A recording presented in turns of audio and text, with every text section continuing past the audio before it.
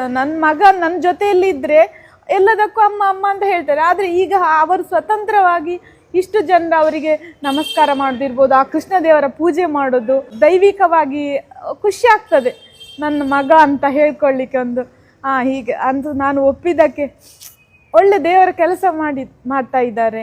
ಖುಷಿ. ನಮಸ್ಕಾರ, ನಾನು ಮಂಜುನಾಥ್ ಕಾಮತ್. ಶಿರೂರು ಪರ್ಯಾಯ ನಮ್ಮ ಪರ್ಯಾಯ.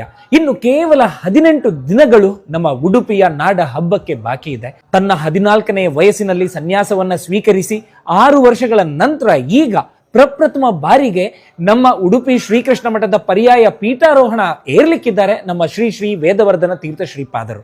ಅವರ ಪೂರ್ವಾಶ್ರಮದ ತಾಯಿ ಅವರ ಬಗ್ಗೆ ಹಿಂದೆ ಹೇಗಿದ್ರು ಎನ್ನುವ ನೆನಪನ್ನ ಮಾಡ್ಕೊಂಡಿದ್ದಾರೆ. ಬನ್ನಿ ಅವ್ರ ಜೊತೆ ಮಾತಾಡೋಣ. ನನ್ನ ಹೆಸರು ಶ್ರೀವಿದ್ಯಾ ಅಂತ ಹೇಳಿ, ಶಿರೂರು ಸ್ವಾಮಿಗಳ ಪೂರ್ವಾಶ್ರಮದ ತಾಯಿ. ಮೊದಲಿಗೆ ಸ್ವಲ್ಪ ಬೇಸರ ಆಯಿತು. ಮತ್ತೆ ನಮ್ಮ ಮನೆಯವರು ಹೇಳಿದ್ರು, ಇಲ್ಲ ಅವರು ಮಠದ ಪೂಜೆಗೆ ಹೋಗುದಲ್ಲ, ದಿನ ನೋಡ್ಬೋದು ಅವರನ್ನು, ಮತ್ತೆ ಇದು ಎಲ್ರಿಗೂ ಸಿಗುದಿಲ್ಲ ಈ ಅವಕಾಶ. ಬೇರೆ ಮಕ್ಕಳೆಲ್ಲ ಫಾರಿನ್ಗೆ ಹೋಗಿ ಎಷ್ಟೋ ವರ್ಷ ಆದ ನಂತರ ಹಾಗೆಲ್ಲ ಇರ್ತಾರೆ. ಹಾಗೆ ಅಲ್ಲಲ್ಲ, ಇದು ಮತ್ತೆ ಪುಣ್ಯದ ದೇವರ ಕೆಲಸ. ಎಲ್ಲರೂ ಕೊನೆಗೆ ಏಜಾದ ನಂತರ ಮತ್ತೆ ದೇವರು ಹಾಗೆ ಮಾಡುದು. ಇದು ಹಾಗೆಲ್ಲ.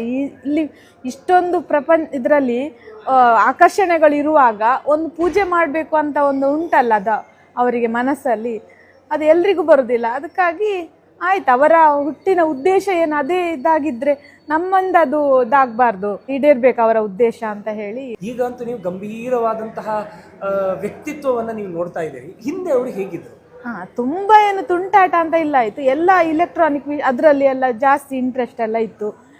ಕರೆಂಟಿನವ್ರು ಬರುವಾಗ ಇದೆಲ್ಲ ರಿಪೇರಿ ಮಾಡೋದೆಲ್ಲ, ಹೊಸತು ಪೆನ್ ಎಲ್ಲ ಸಣ್ಣದೆಲ್ಲ ಜಾಯಿಂಟ್ ಮಾಡಿ ಡಬ್ಬ ಪೆನ್ ಮಾಡೋದು, ಕೆಲವೊಂದು ಹಾಗೆ ಆಟ ಅದರಲ್ಲೆಲ್ಲ, ಈ ಬೈಕ್ ಕಾರ್ ಅಂತದ್ರೆಲ್ಲ ಅದರ ಸಣ್ಣ ವಸ್ತುವನ್ನು ಜೋಡಿಸಿ ಅವರದೊಂದು ಹೊಸ ಉಪಕರಣ ಮಾಡೋದು, ಹಾಗೆಲ್ಲ ಮಾಡ್ತಾ ಇದ್ರು. ನಂಗೆ ಅವರಿಗಂದ್ರೆ ಅವರು ಸೈಂಟಿಸ್ಟ್ ಆಗಬೇಕು ಅಂತ ಹೇಳ್ತಾ ಇದ್ರು.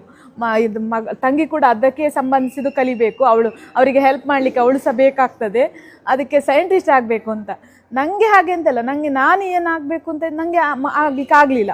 ಹಾಗಾಗಿ ಆ ಮಕ್ಕಳು ಅವರು ಏನಾಗಬೇಕು ಅಂತ ಇದು ಮಾಡ್ತಾರೆ, ಅದೇ ಆಗಬೇಕು, ಅವರ ಆಸೆಯನ್ನು ಪೂರೈಸಬೇಕು. ಅವರು ಪ್ರತಿಯೊಬ್ಬರು ಹುಟ್ಟಿದ್ದಕ್ಕೆ ಒಂದು ಗುರಿ ಉದ್ದೇಶ ಇರ್ತದೆ, ಆ ಉದ್ದೇಶ ಈಡೇರ್ಬೇಕು ಅನ್ನೋದೇ ನಂದು ಆಸೆ. ಸನ್ಯಾಸಿಯಾಗಿ ಅವರನ್ನು ನೋಡುವಾಗ ನಿಮಗೆ ಯಾವ ರೀತಿಯಾದಂತಹ ಒಂದು ಭಾವನೆ ಬರುತ್ತೆ, ಪವಿತ್ರತೆ ಬರುತ್ತೆ? ಅಂದ್ರೆ ಅಮ್ಮನಿಂದ ಒಂದು ಲೌಕಿಕವಾಗಿ ಕಳಿಸ್ಕೊಂಡಿರ್ತಾರೆ. ನನ್ನ ಮಗ ನನ್ನ ಜೊತೆಯಲ್ಲಿ ಇದ್ರೆ ಎಲ್ಲದಕ್ಕೂ ಅಮ್ಮ ಅಮ್ಮ ಅಂತ ಹೇಳ್ತಾರೆ. ಆದರೆ ಈಗ ಅವರು ಸ್ವತಂತ್ರವಾಗಿ ಇಷ್ಟು ಜನರು ಅವರಿಗೆ ನಮಸ್ಕಾರ ಮಾಡೋದಿರ್ಬೋದು, ಆ ಕೃಷ್ಣ ದೇವರ ಪೂಜೆ ಮಾಡೋದು ಒಂದು ದೈವಿಕವಾಗಿ ಖುಷಿ ಆಗ್ತದೆ.